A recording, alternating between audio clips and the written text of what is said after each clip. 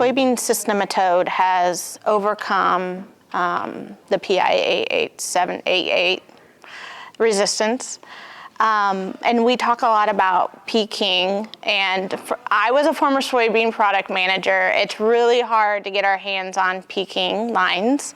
Oftentimes they're earlier maturities and so on.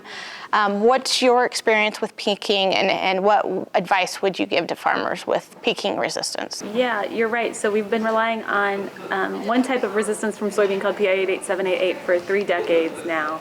And Peking was another resistance that was identified, but initially it was associated with yield drag. So any lines that had Peking also yielded less. And once you have that mindset, it's hard to get out of it. But we're 30 years from that now.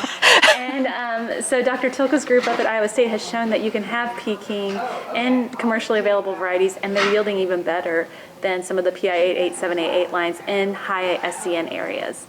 So this year, what I wanted to do for Missouri farmers, because there aren't a lot of Peking options in maturity groups that our Missouri farmers want to grow. But I was able to get some Peking in a 3.1 maturity, which is a little lower than what many of our farmers want, but to just start looking at rotation. So what does a PI8788 rotated with a Peking look like? Then you can put corn in there too. And so you kind of have, it's not completely a 3-way crop rotation, but you're rotating the types of resistance, which should help reduce SCN levels. You know, this is a pathogen that once it's present, you're not going to be able to eradicate it, but we can reduce the levels.